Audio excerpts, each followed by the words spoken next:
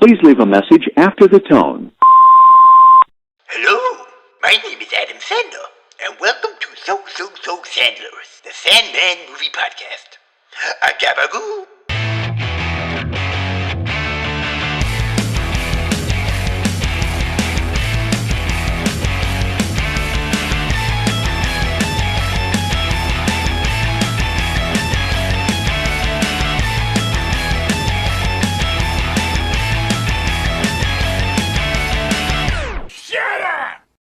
Hello and welcome to Mo Sandler's, the Sandman Movie Podcast, a podcast where we discuss the movies of the best chef in America, Adam Sandler. My name is Ceri Jones, and as always, I am joined by my dearest friend and co-host, Matt Wolstenholme. Matt, Proud to be back on board. Wolstenholme. Ceri I'm a John mole. Wones Moles. and Matt Wolstenholme. It's funny. Happy 'cause we've November, got- everybody. Happy November. We'll put some links in the bio. Why not? So, yeah, this week we're talking about a movie where Adam Sandler doesn't have a mustache. We could have done Hubie Halloween because Should have done a mustache movie. It's a Halloween. It's the first, technically. yeah, but it's still Halloween season. He's got a mustache in We're- that movie. You We're should have not done corporate shills. We don't do fucking holidays when we're told to. We do the fucking movies in order. Fuck this. that. Yeah, this week's movie is Spanglish. Matt, any history at all with this movie? I've never even heard of it. I know the word Spanglish. Yeah.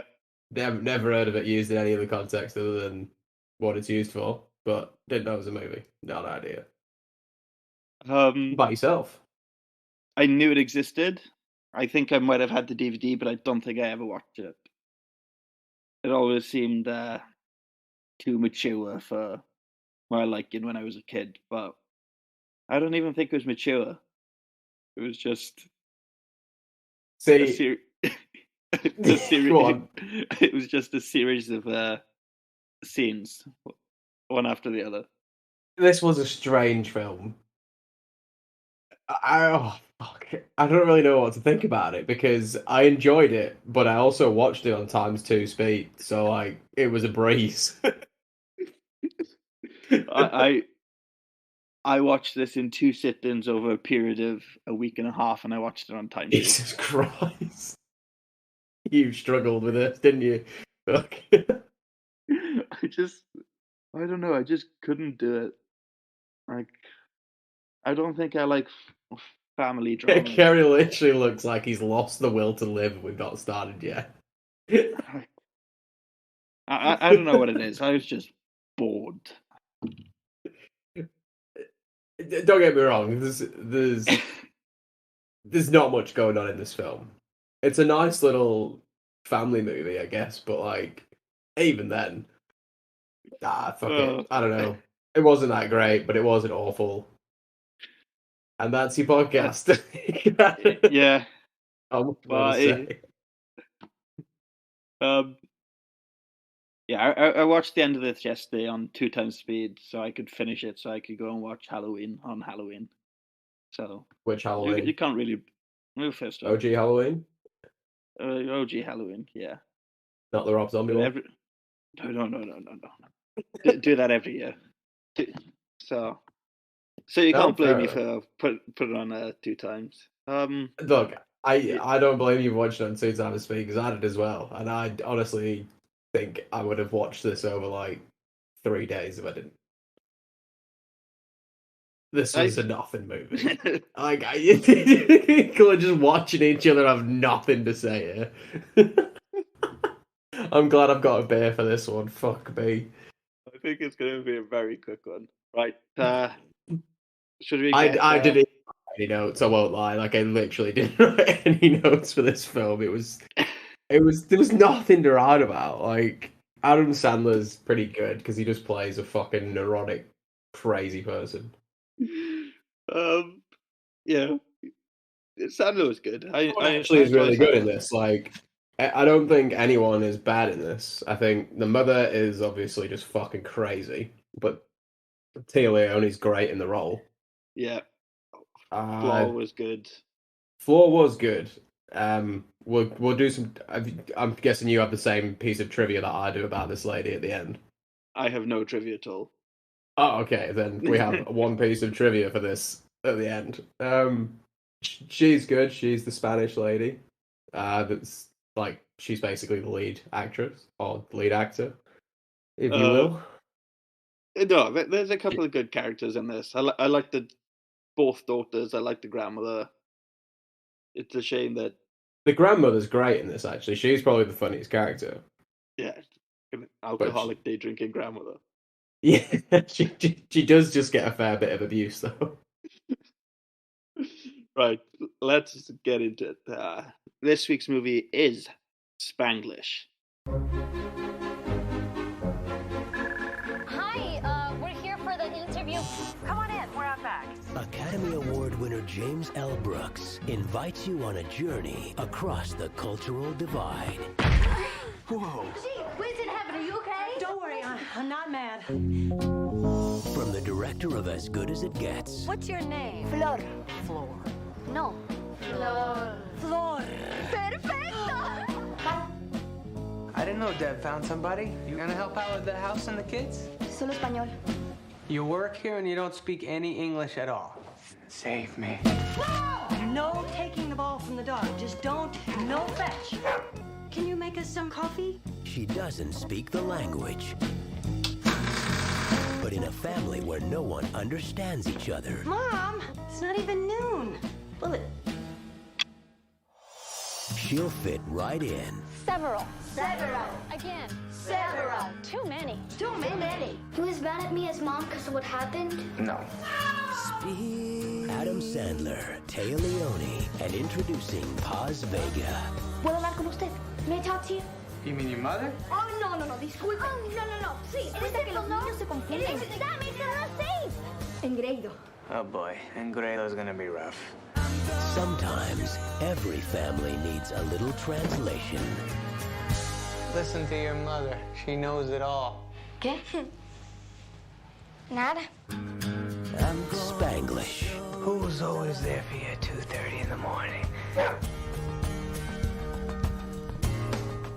Spanglish, a portmanteau of the words Spanish and English, is any language variety that results from conversationally combining Spanish and English. Sounds like my definition. That's exactly what I watched in this movie. Spanglish is a 2004 American romantic comedy drama film written and directed by James L. Brooks, starring Adam Sandler, Tia Leone, Paz Vega, and Cloris Leachman.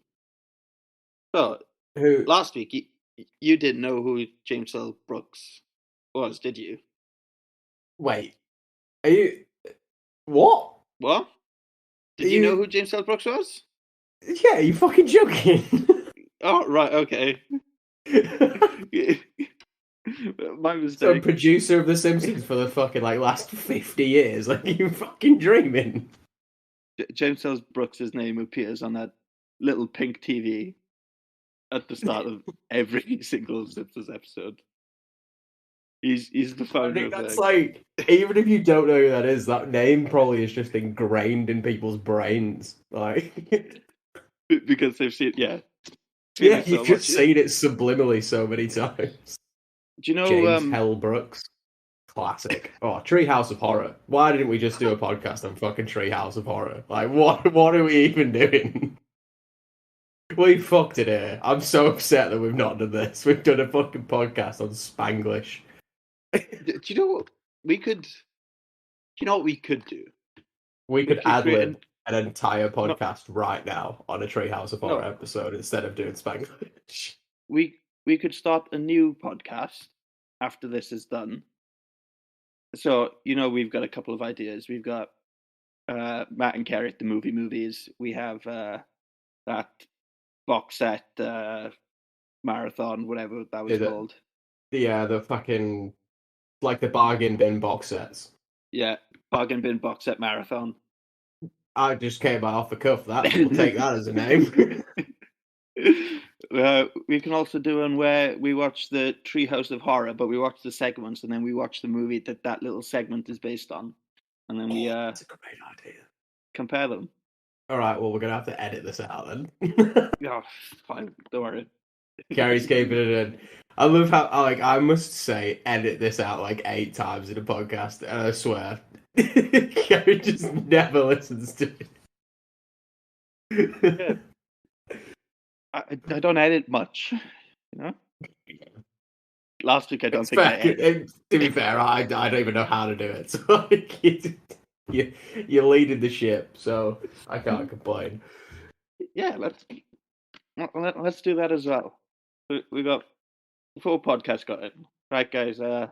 Going forward, released Monday, Tuesday, Wednesday, Thursday. We'll keep you updated with the schedule.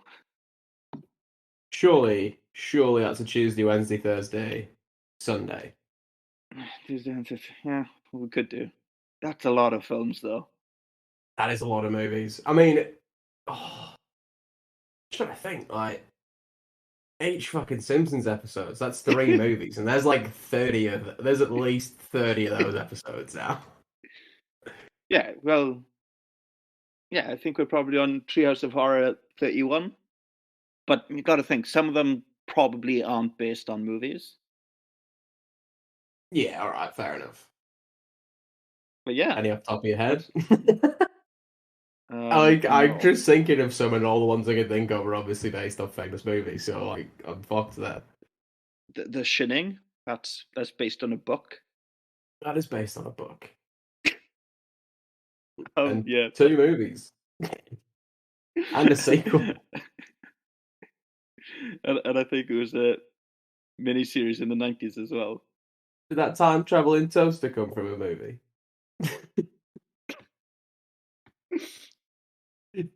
What's the movie about a toaster? The Adventures of the Happy Little Toaster? Yeah, that's the one. Did he travel through time? That's worth a Google. What are you reckon? What are we on about here? Happy Little Toaster. We've jumped the shark. It's only episode fucking 25. I feel like if that toaster traveled through time, there would have been little toaster. There would have been a crossover with The Land Before Time. Oh, the crossover we never knew we needed. Oh my god! And fun fact: this film stars Deanne Oliver, Timothy E. Day, John Lovitz. We brought it round. Full circle, we've got it.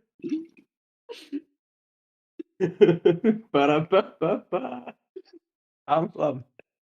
Oh, fuck, we made it. Alright. Jesus Christ. I was speaking to somebody the other day, a friend of ours, and they were saying that they love a tangent that just goes off into a random place, but you can bring it back, and I think that's exactly what we just did.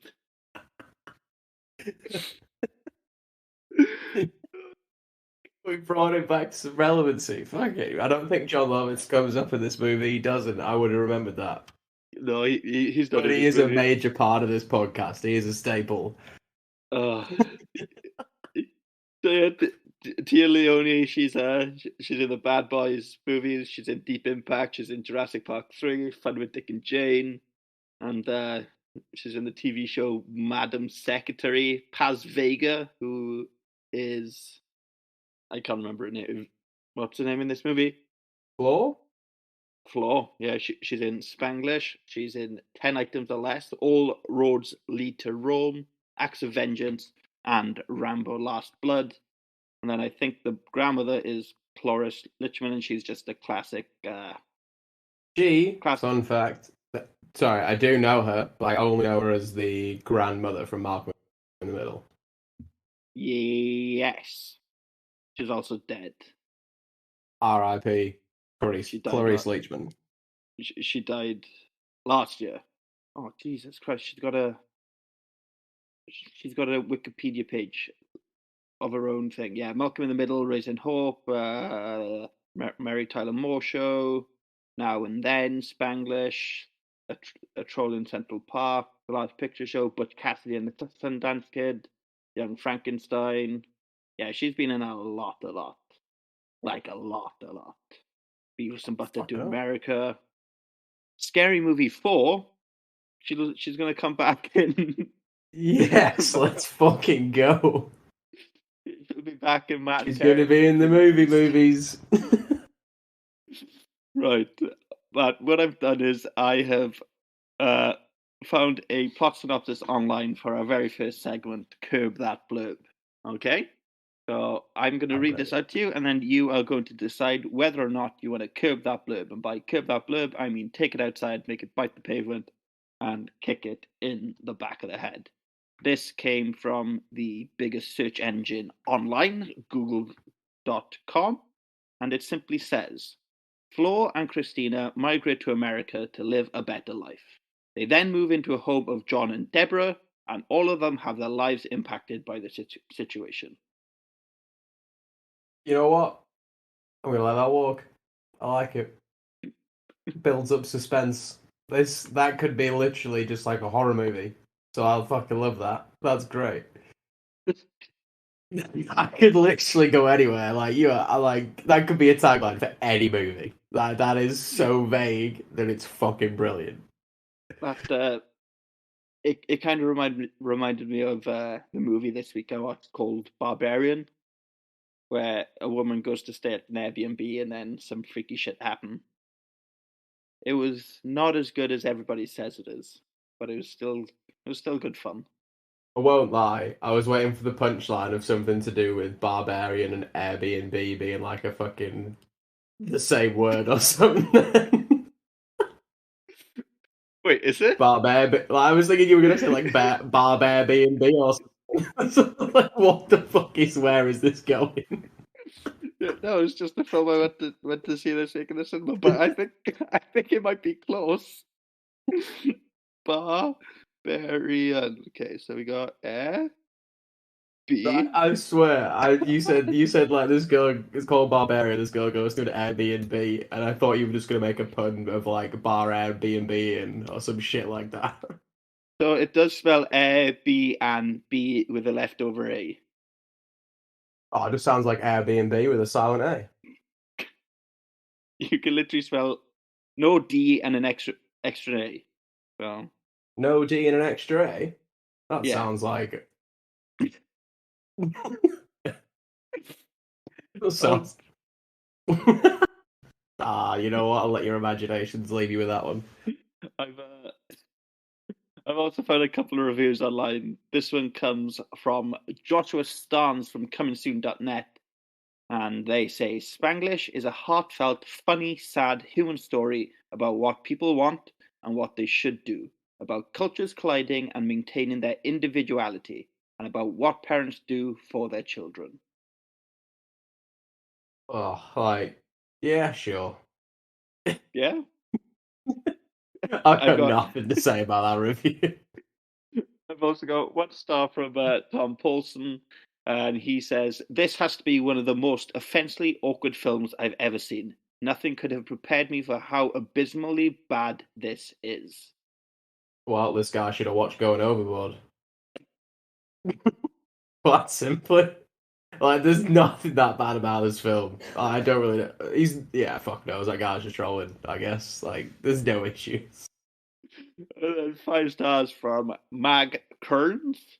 This is possibly Adam Sandler's physically attractivest role. The curly hair and that panini he makes really do it for me. I can see how people would think that. Like, I know people get turned on by, like, a chef being able to cook really good food is a big thing for some people. That sandwich he makes halfway through, and he cuts her open and the egg just drips everywhere. I do love the fact that they did like a full fucking like split it down and we'll do the reveal as well. Like, this is not binging with Babish. We're fucking making a movie for Christ's sake. So taking those reviews on board, what do you think the consensus was on Rotten Tomatoes? We'll start with the critic score. Nah, fuck it. Nah, this can't have been that good. Like 54. 54%. Fuck off! You're fucking dreaming. Yes, I knew I was going to get one eventually. And then the audience score? Oh god, 61. You motherfucker. No way. 60. Oh come on! Do me a fucking favor. I promise I did not look at these this week. I did not look at them. Sometimes I do. Sometimes I don't. Most of the time I don't. And then the budget was $80 million, and it grossed $55 million at the movie. Oh, so this did not do well. No, not at all. At all. That's terrible. Luckily, James L. Brooks has all that Simpsons money. I was going to say, what, did he fucking fund this himself? So he definitely never got to direct anything again after this, did he? I don't know. Let's have a look. James He did not look how I expected him to, I won't Brooks. lie. Although I literally just had like a picture of Conan O'Brien because he's the only Simpsons like rider that I know what he looks like. He has directed Spanglish. He directed, and then he directed How Do You Know in 2010, starring Owen Wilson, Jack Nicholson, Paul Rudd, and Reese Witherspoon. What the fuck is that?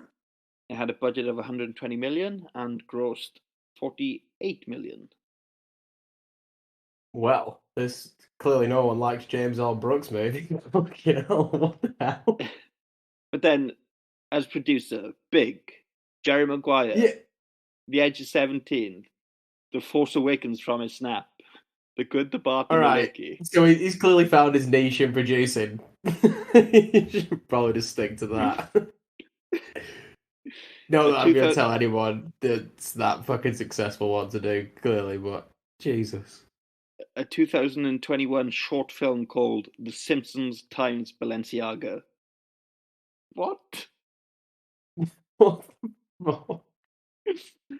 So it's a collaboration between The Simpsons and Balenciaga that premiered during Paris Fashion Week. What? Clothes or like a show? A short film, 10 minutes long. Oh right, sorry. Fuck, what the fuck? A short film? Yeah. I like how I try and not to talk about this movie as much as we possibly can. I promise I'm genuinely not doing this on purpose.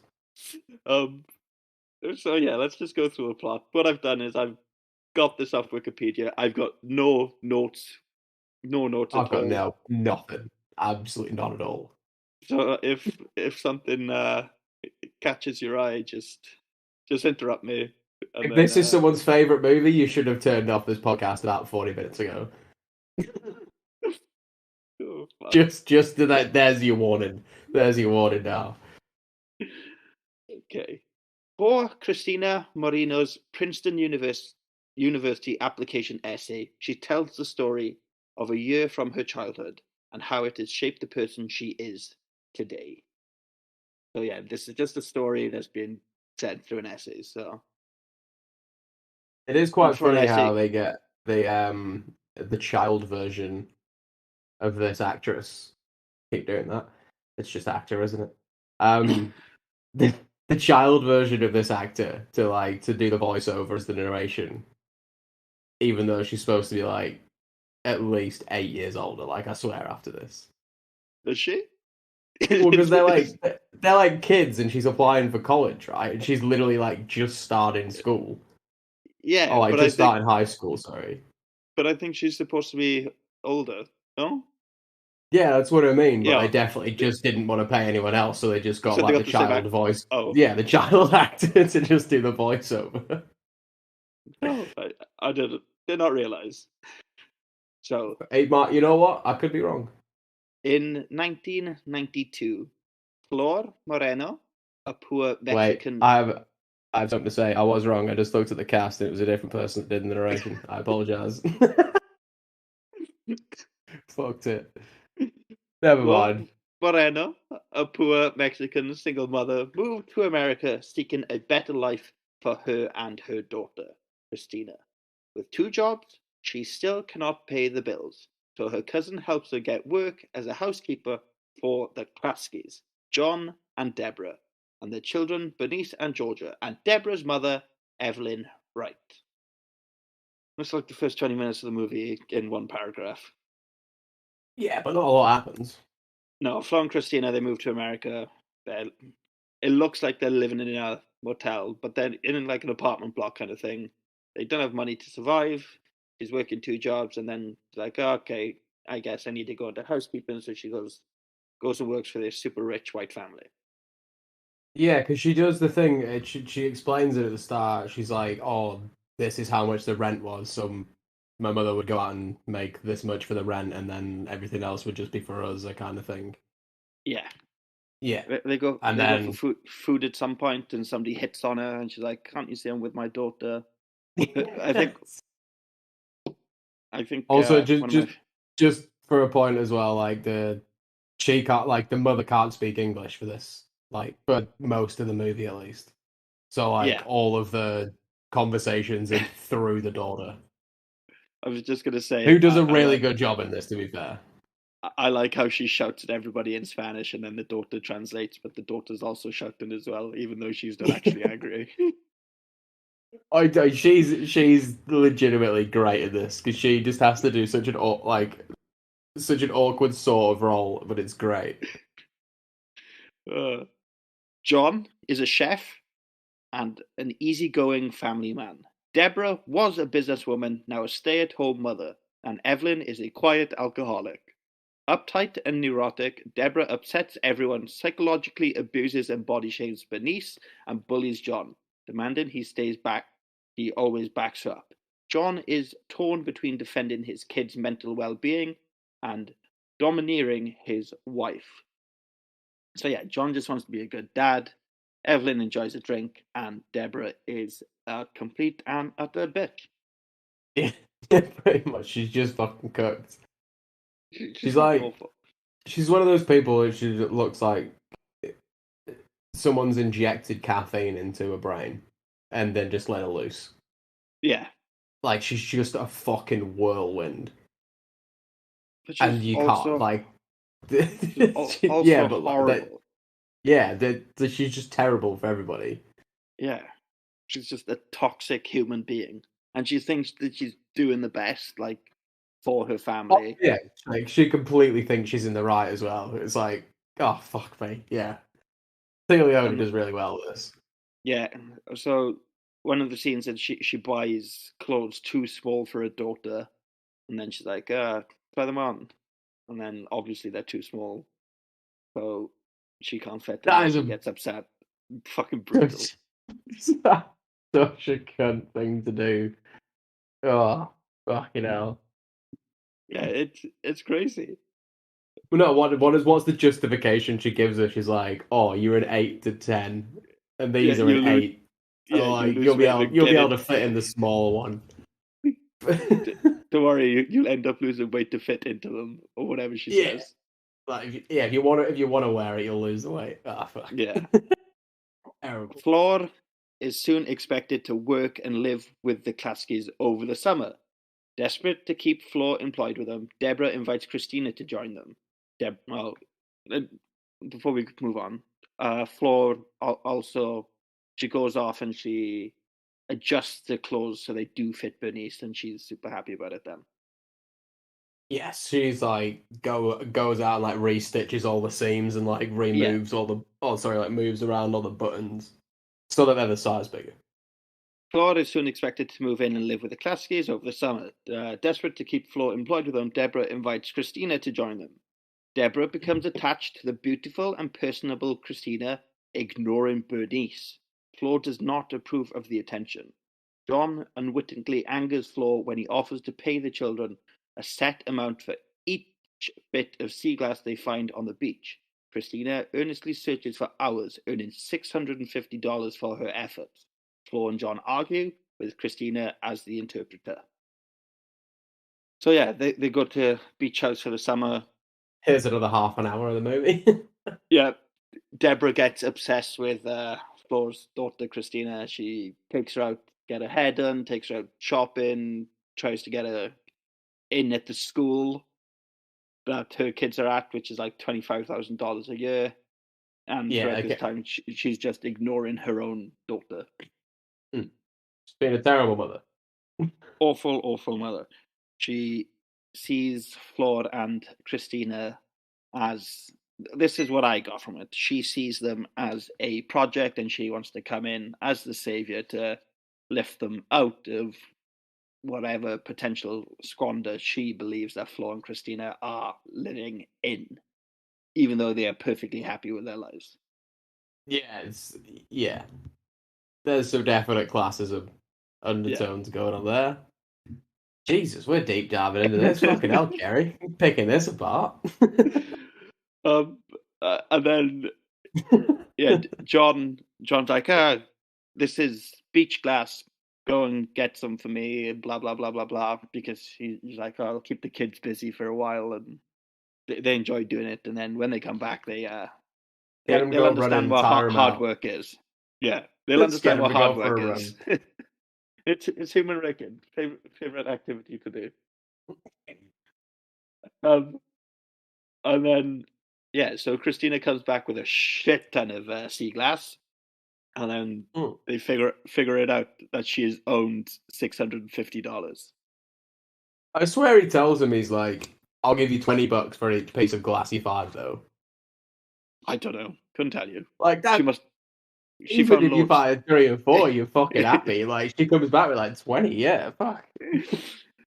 And then this causes Flor and John to have their first argument, and Sandler's screaming in Sandler's voice, and then this Mexican lady is screaming back at him, and then the girl's screaming at Sandler as well because she has to translate everything so Sandler understands what's going on. This is a good scene. Yeah, I like it. I like it when Sandler loses his shit. Oh, I agree with that, but I think that any scene this girl in, like we were saying before, where she's just like the center point of the argument despite not being involved at all. She's fucking she's brilliant. You know what? I'm going to remake this movie, and I'm going to call it Wenglish. And it's going to be about a Welsh mother who moves to London but doesn't understand English. She must be from the deepest, darkest West Wales you've ever met. That's what they call it, though. Wenglish is the mixture of Welsh and English. And what do you mean Welsh? How do you have a version of Welsh and English? There's no way those. I mean, they do. Yeah, you're just speaking Welsh, and you're putting in English words here and there to make it more conversational with. Like it happens, you know. Oh yeah, so not like you and Dave used to do then. No, like you just drop in words, you know. No, I know. I get what you mean.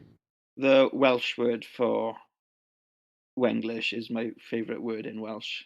It is cumsneg. Cumsneg. How is this? That's not a real word. Yeah, it's the mixture. It's the mixture of Cymraeg and Saesneg. But doesn't cumsneg just sound like what, Ceri? What does this sound like? I would repeat it, but I don't want to insult your language by getting it wrong, so I'm going to need you to go again there. It just sounds like another word for like dick cheese or something, you know? Hey, smeg is a perfectly good word. I'll have you know. Yeah, cumsneg. Oh fuck! How is a fridge brand? How does a kitchen brand called Smeg succeed? I'm fucking. This is my entire life. I swear to God, I'm infuriated about this. How the fuck can you have a fridge called Smeg and a toaster and a kettle called Smeg? That's not acceptable. It's somewhere you keep food. I'm not having this. It's fucking bullshit.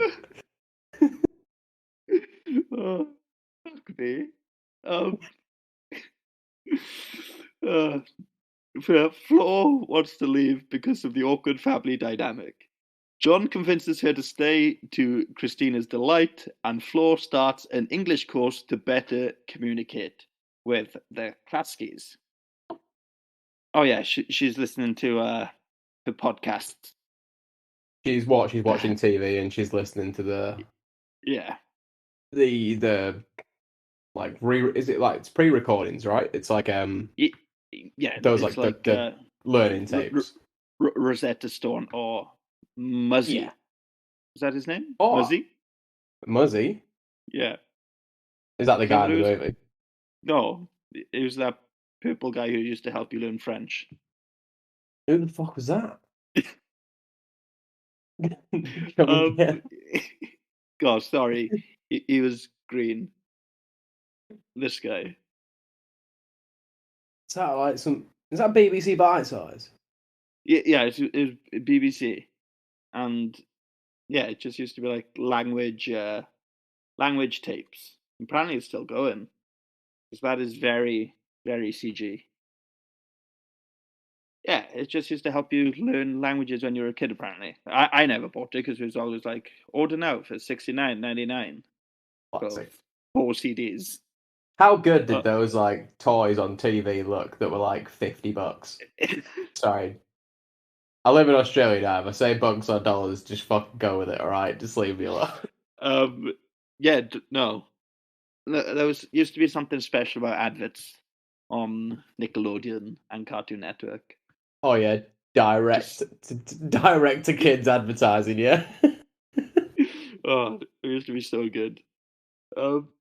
When John's restaurant receives an amazing review, John begins to worry about the added pressure, while Deborah begins an affair. Oh, added pressure while Deborah begins an affair. She enrolls Christina in Bernice's private school, upsetting Flor, who wants Christina to maintain her Mexican roots and working class values. Flor feels Deborah is overstepping her bounds and voices her concerns to John, who tells her to emphasize as Bernice has no support from her own mother. Flor tries to build Bernice's self-confidence with small acts of kindness, especially when Deborah is harsh. So yeah, Christina's been enrolled in the school. Deborah's cheating on Sandler. Yeah, it all really kicks off in the middle. Yeah, and then Flor is being friends with Bernice. But as all this is happening, Sandler's called the best chef in America.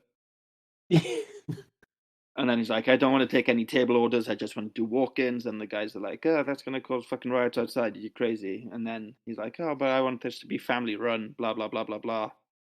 And he doesn't like the fact that everybody is just coming to him now because they've heard good stuff. Mm. They want people to come and be fans of his work and whatever.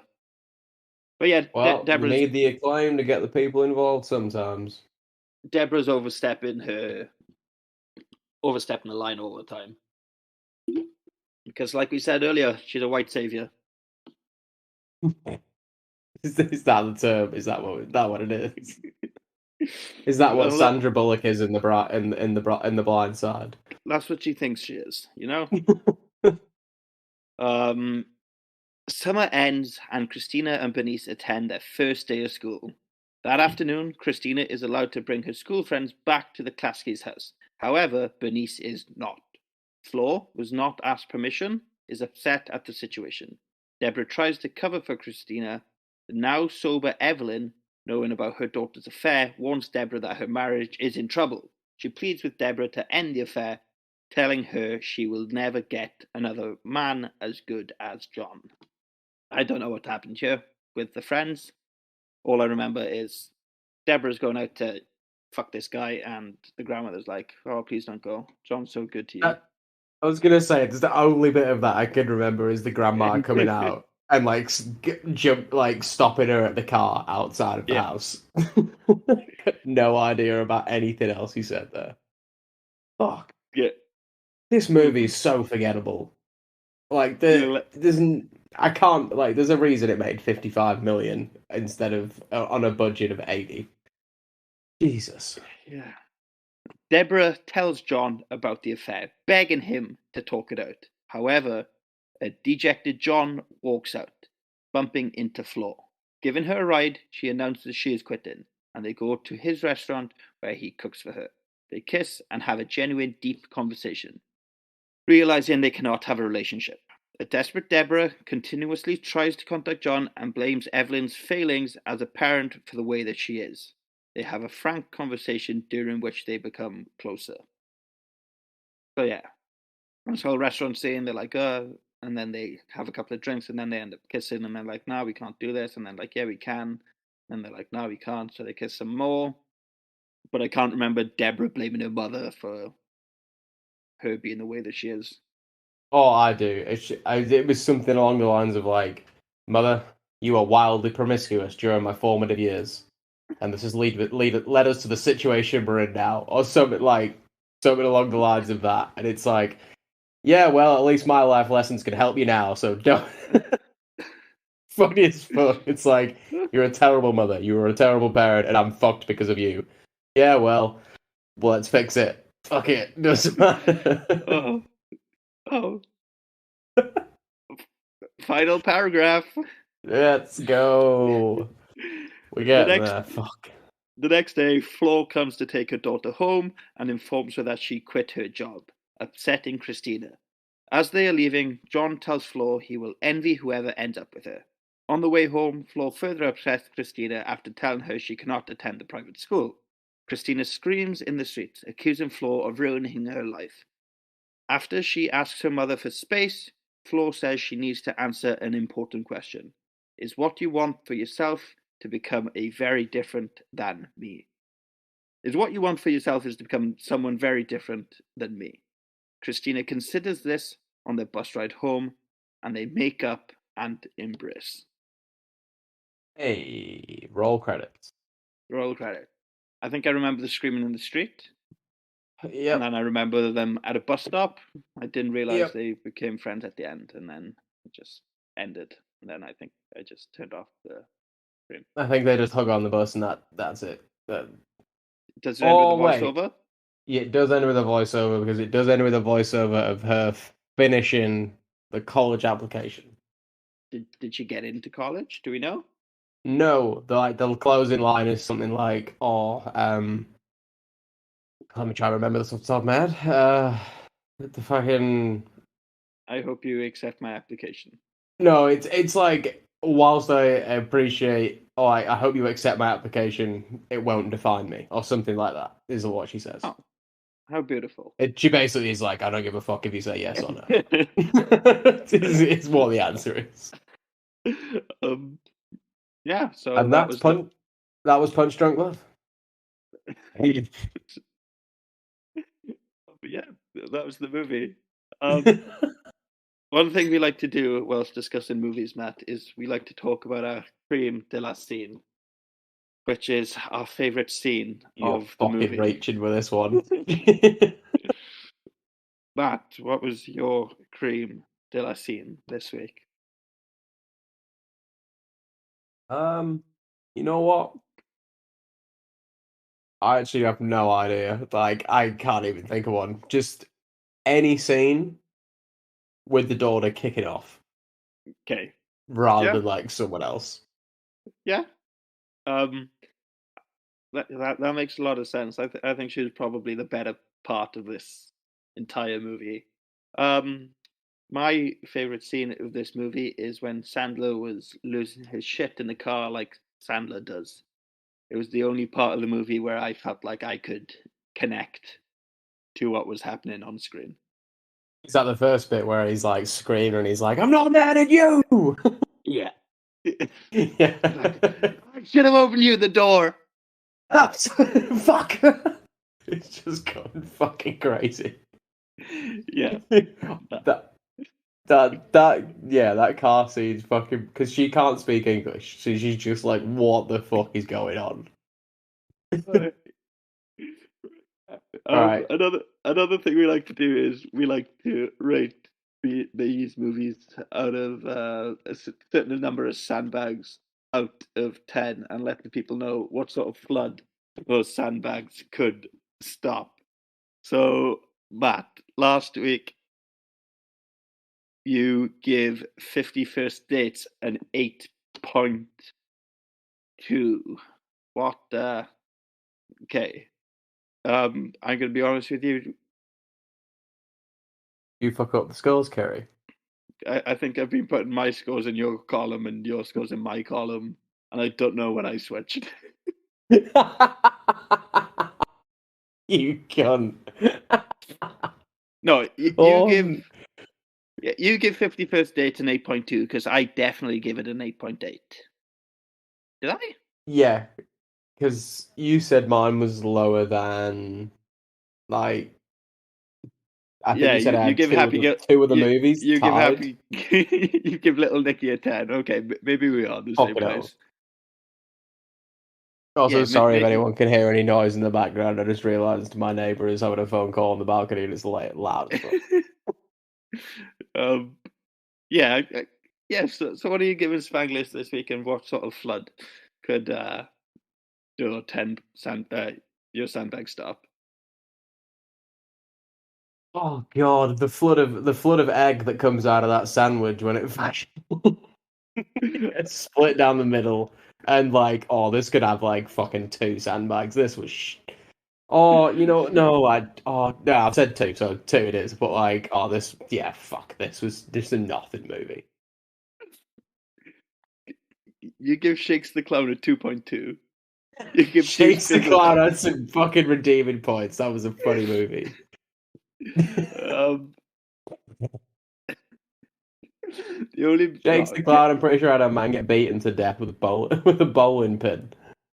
And it could stop the flood of egg, yeah? I'm going to give this movie I'm going to put it a 3.4, which is 0.2 less than Punch Drunk Love. You gave it a 2.4? A 3.4. A 3.4. Yeah. And my 3.4 sandbags could stop the flood of alcohol that the grandmother drinks at 9 a.m. every single day. There's some large glasses of wine in the morning. Wake up, yeah. I'm on it, not asked. I mean, don't get me wrong, I'm partial to a breakfast beer, but fucking hell, she's taking the piss. No, she's drinking quite a lot in this movie. So before we end, let's go over some pieces of trivia. Matt, you said that you had one ready to go. So the piece of trivia I had for this was so Flor, like the main actor, the main actor in this, who plays the Spanish mother. When they started filming, she actually couldn't speak English, so like she she could only speak Spanish. So it wasn't. When they're filming this, like she literally just can't understand them at all. It's not even a language barrier. That like, it's not even a pretend language barrier. It just is. It just is a language barrier. Oh, yeah. Well, I get it. Just adds to the environment. Which just makes it better. Like it does just make it better. To be fair. Oh, thank Christ! I've just seen what movie we're watching next week. Oh, well, Jesus save us! Fuck me dead. A couple of pieces of trivia here. It was shot in sequence. Really? Apparently so. But then they fucking never do that. What the fuck? Why? Fuck knows. That's so strange because Adam Sandler turned down the role of Max in Collateral to do this movie. What movie is Collateral? It's the one with Tom Cruise and Jamie Foxx, where Tom Cruise is a hitman. I think. How do you spell Collateral? Double L. COLL. Okay, Tom Cruise is playing. Oh, so Adam Sandler could have been Jimmy Foxx's character in Collateral. Oh, the driver. Yeah, apparently so. That would have been weird, but is there any goofs in this movie? Probably. Let's find out. Goofs. I reckon Adam Sandler's a bit of a goof. Flor constantly speaks with a Castilian accent, not a Mexican one. She, Is that? I don't know what that means. I won't lie. Not neither gonna. do I. No idea. Does that mean it's Yeah. like Spanish, like mainland Spain rather than Mexico? Castilian. I don't know. Is that Castilian?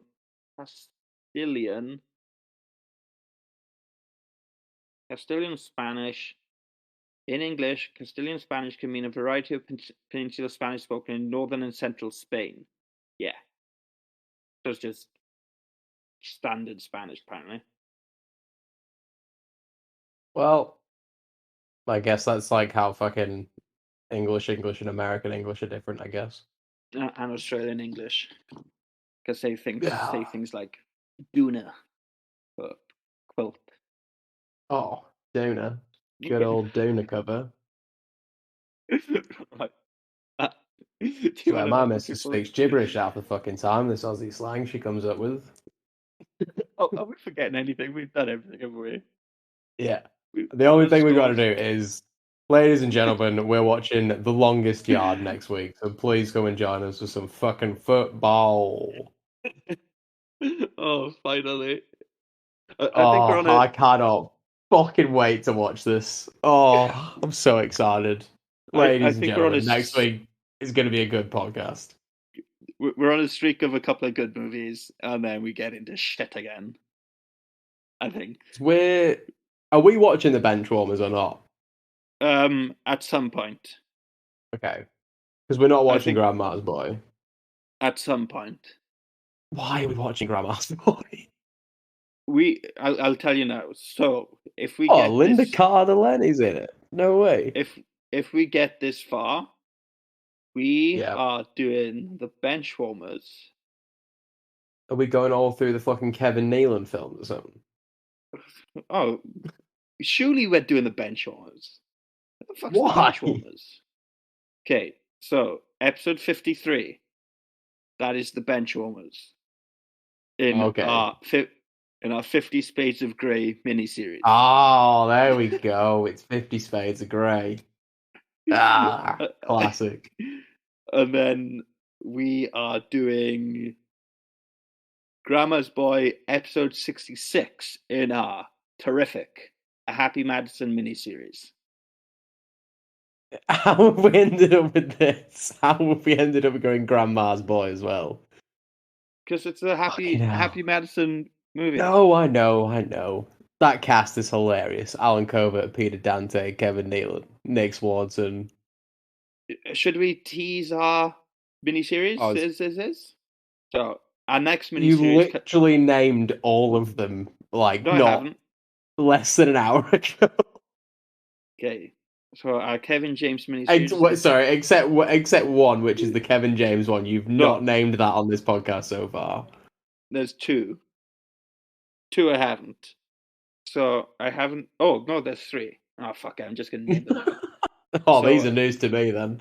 Our Kevin James miniseries is called "I Just Blotted," which is a play on words on "I Just Farted." Then and Paul Blart Mall Cop. Yeah. Then our Chris Rock miniseries is called "A Rock Out with Your Crock Out," but I put an asterisk over the R, so it kind of looks like cock whilst it's written down. Oh, I thought you were going to go with like the shoe. Yes, so that's what it is. But I've got rid of the R. I put a star in, so it's actually spelled C*OC.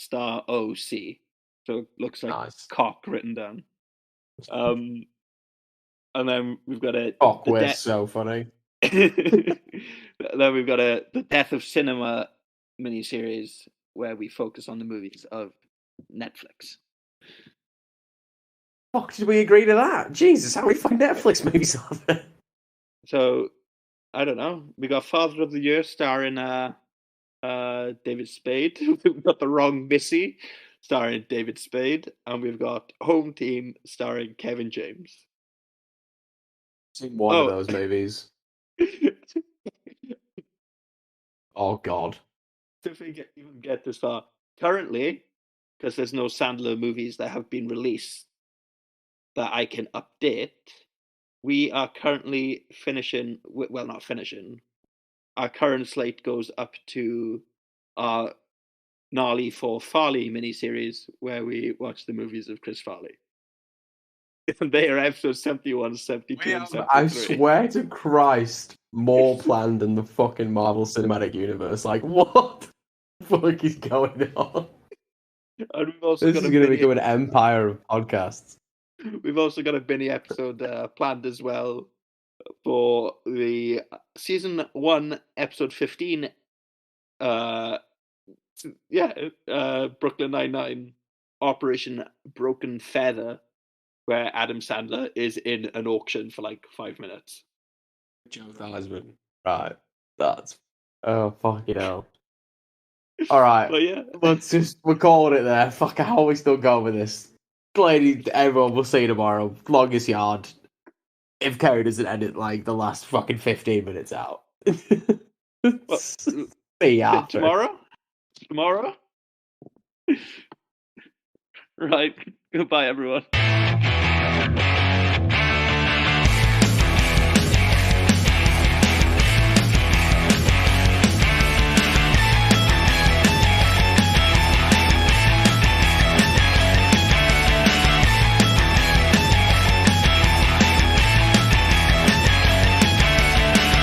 Get me out of here!